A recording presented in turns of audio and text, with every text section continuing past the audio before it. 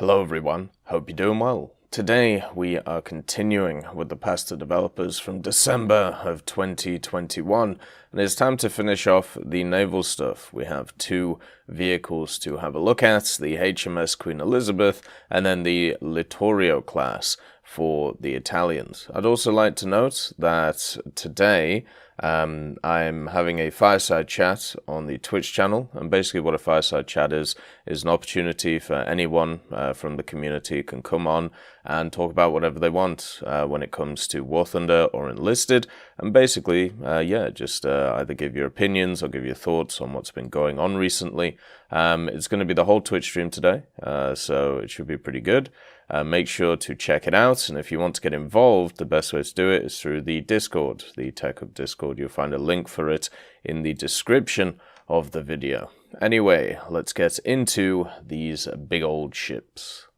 The first one that we're going to look at is the HMS Queen Elizabeth. This was the first of 5 Queen Elizabeth class battleships. They were ordered before the outbreak of the First World War and laid down in Portsmouth in October of 1912 and eventually commissioned into service on December 1914. And a little bit of a tidbit of information, they were also given the pennant number of 00, which is kind of interesting for a specific battleship. The Queen Elizabeth class battleships at the time of their construction were designed to operate as lead ships of the line, requiring good speed and the best available firepower in an attempt to defeat whatever was thrown against them. Now, they went through a series of refits over the times, but different specific ships of the Queen Elizabeth class battleships did have different scheduled refits, and also at the same time, standard Admiralty practice at the time held the view that the average lifespan of a battleship was about 20 years, meaning that the Queen Elizabeth class was due for replacement around the middle of the 1930s, but with no option to build replacements due to treaties in place at the time. They would require major surgery to remain as the original frontline designed units. The Queen Elizabeth's career, although relatively long in duration, is not as colourful as some of her sisters, and certainly not as eventful as Warspite's, which has led some to class her as an unlucky ship. Commissioned earlier than each of her sisters, meant she could have potentially seen more action in the First World War. However, by the involvement in the Dardanelles campaign, she would miss the Great Battle of Jutland whilst docked for maintenance. Following conclusion of hostilities, she would serve the majority of her interwar career in the Mediterranean, unless docked for refits. She would have torpedo bulges and new bridge work for a sum of just under £200,000 between 1926 and 1927. Queen Elizabeth was one of the 3 of her namesake's class to be chosen for refit during the 1930s. This so-called second modernization effort was made in an attempt to bring the ship up to standard requirements of the time. With increased horizontal protection from plunging fire and also aerial attacks. Queen Elizabeth was the last of her class, despite being the first built, to be brought in for this modernization, which began in 1939, shortly before the outbreak of the Second World War. Reviews carried out held the opinion that these refits had increased efficiency somewhere in the region of around 50%. However, they still fell short of the requirements. She would displace around 16,000 tons post-refit, that before making them her different both internally and also externally. Internal machinery was changed to 8 Admiralty boilers for approximately 80,000 shp, which resulted in a top speed of 23.5 knots. Her increase in power offset by a larger displacement and also bigger draft. Deck armor was increased to 5 inches with a new superstructure, known as the Queen Anne's Mansions, and improved secondary armament of 20 4.5-inch DP Mark I guns in dual mounts and a modernized fire control system. With this modernization taking until January 1941, she would again return to the Mediterranean theatre, firstly covering the evacuation of Crete, before being mined by Italian frogmen along the Valiant later the same year. This mine caused serious damage, increasing her overall draft, but she was not grounded on the seabed. Sadly, this again forced her into repairs. However, this time they took place in the United States before returning in 1943 to the home fleet. Her career after this becomes even less eventful. Following a brief spell in 1945 in raids against the then-struggling Japanese, she would be placed into reserve the same year and scrapped in 1948. So, not a huge record for the machine, but was still involved. The Queen Elizabeth class was designed to lead the line when constructed. However, by the outbreak of the Second World War, this was not necessarily the case. Displacing 31,765 tons standard and 36,513 at max load, she had a 6 to 13 inch thick belt covering her vitals. The turret armor was also relatively good at between 11 to 13 inches, supported by 4 to 10 inches covering the barbettes.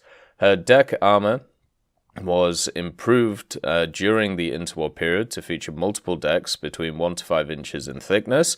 Refitted in the late 1930s, reconstruction involved approximately 90% of the structure, with a net increase of displacement of 361 tons. This with a more extensive side forecastle modification than the Warspite before. With the 6-inch battery removed, the Warspite would keep a limited battery of these. Armor remained the same, with only deck improvements and additional D-armor instead, for an approximate cost of £3 million. The Queen Elizabeth class were the first ships to be armed with 4 dual-mounted 15-inch guns in 2 superfiring pairs either side of the superstructure, firing an 875-kilogram projectile at a muzzle velocity of 750 meters per second for a maximum range of just over 22,000 meters. Gun elevation was limited to 20 degrees, which resulted in a shorter maximum range. Unlike Barham and Malaya, the remaining QE-class battleships would receive an improved version of the 15-inch gun, allowing for 30 degrees instead. The second battery comprised of 14 45 caliber BL 6-inch Mark 12 guns before her major refit, which replaced with 10 twin 4.5-inch DP guns. These new 4.5-inch guns were effectively part of the anti-air battery with a lesser stopping power against smaller vessels. They could fire a 25-kilo projectile at approximately 840 meters per second out to 18,100 meters with a maximum elevation of 80 degrees. The anti-air battery was rounded off with 4 8-barreled 2-pounder pom-poms and 4 quad machine guns, which would later be replaced with 52 20mm Oerlikons in sets of dual mounts. She also featured 4 21-inch torpedo tubes, which would be removed during a refit in the early 1930s. So you can see that this vehicle went through many different refits and many different configurations, which is why you could technically have a bunch of different ones in the game at the same time. So it would be cool to see the Queen Elizabeth, and I'm sure we will at some point. It is definitely one of those more interesting ships when it comes to the interwar period. We then have something for Italy in the form of the Littorio class battleships, starting off in 1934 with the Littorio and also the Vittorio Veneto. Then in 1938 came along the Roma and also the Impero. These were the nucleus of the Regia Marina, since they were seen as the most powerful and also successful battleships at the time since its foundation, and therefore a lot of the designs for these battleships actually started to take place in 1932. The Naval Projects Committee was in fact tasked with preparing the construction plans for 2 large battleships in which all the best qualities of modern battleships would be combined, both as regards to comparable foreign units and also to the materials that they had access to and also the most advanced construction techniques. And after many years of trying to understand what is going on with them, they decided on an engineer called Umberto Pugliese who reached the rank of Inspector General of the Naval Engineer, who was entrusted with the direction of the project. He had spent his entire career in the continuous improvement of studies relating to new shipbuilding techniques, and the construction of the first 2 battleships began on the 28th of October 1934, with the first to be launched, which was the Littorio Veneto, in the 25th of May 1937, the second being launched, which was the Littorio, in the 22nd of August 1937, and 2 years later the Roma was launched, and then the battleship Impero was actually never finished. Between September of 1942 and August of 1943, the battleships Littorio, Vittorio Veneto, and Roma also received the GUFO EC-3TER radar. Now, these vehicles had access to 9 main cannons of 381 millimeters, very large cannons indeed. They also had 12 152 millimeters on them, 4 of the 120 millimeters, 12 of the 90 millimeters, 20 of the 37 millimeters, and then also 32 of the 20 millimeters. It also had catapults for 3 aircraft, which were about, and this was specifically on the Vittorio Veneto, showing that AA was a thing that they really focused on when it came to these vehicles. I'm sure at some point we'll see these in game alongside other vehicles when it comes to Italy, but overall you have a class here of 3 ships that could easily make it into the game and 1 which was unfinished. I hope you all have a wonderful day, and I'll see you next time. I'd just like to thank Professor X 1718, Orangetail, Sakoshi Tiger, BRFC 15, Teddy, John Ryman, Universe A, Eugens Terry, Ambrosius McClellan, Daniel Stanton, Martinez, B. Young, and then Carl Kin, Barine, Lafouche, and also Samuel Slick for supporting the channel.